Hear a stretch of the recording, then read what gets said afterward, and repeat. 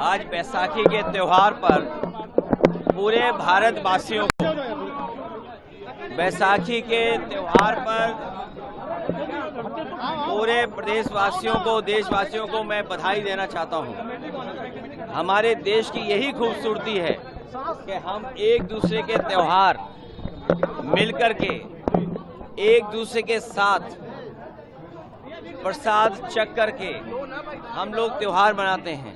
यही हमारी मिलीजुली संस्कृति है, यही हमारी मेल मिलाप की संस्कृति है, जहां अन्य धर्मों के लोगों को एक साथ हम लोग बैठने का और साथ रहने का मौका मिलता है।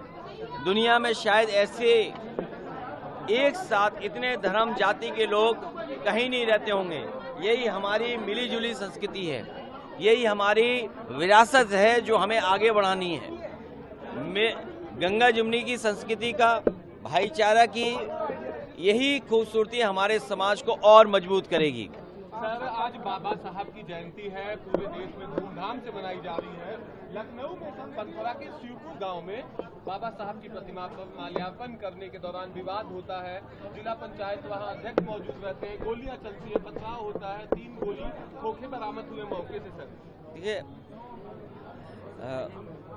जहां हम लोग वैसाखी का त्योहार मना रहे हैं, एक दूसरे से मिल कर के खुशियां बांट रहे हैं और समाज में भाईचारा रहे, प्रेम रहे, आपस में हम एक दूसरे का आदर और सम्मान करें।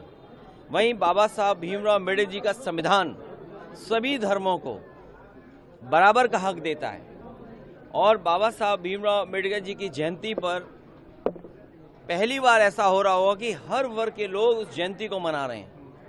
और अगर हम पॉलिटिकल पार्टीज का ध्यान दें तो शायद भारत के इतिहास में इतने राजनीतिक दलों के नेताओं ने मिलकर के एक साथ बाबा साहेब भीमराव अम्बेडकर की जयंती नहीं मनाई होगी जितनी मनाई जा रही है। इसका मतलब यह है कि हम सब मिलकर के चाहते हैं कि संविधान से देश चले, कानून से चले, नियमों से चले। अगर कोई घटना घटी है उसके जिम्मेदार ये सरकार है और सरकार को इसलिए मैं कहूँगा, अभी नोएडा की जो बातचीत थी उससे कोई हल नहीं निकला। सुना यह है कि नोएडा में बड़े पैमाने पे अन्याय होने जा रहा है मजदूरों के खिलाफ।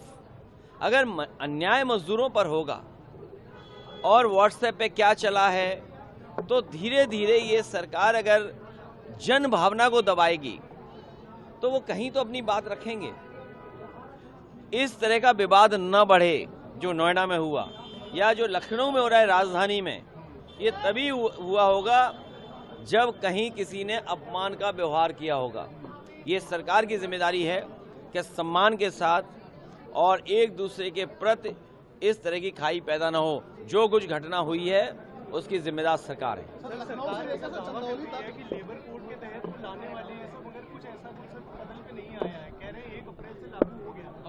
भत्ता भी बढ़ा है सर कल के प्रदर्शन के बाद। देखिए, ये सरकार ऐसा ही काम करती है और हमारे मुख्यमंत्री जी को तो नियम कानून पता ही नहीं है।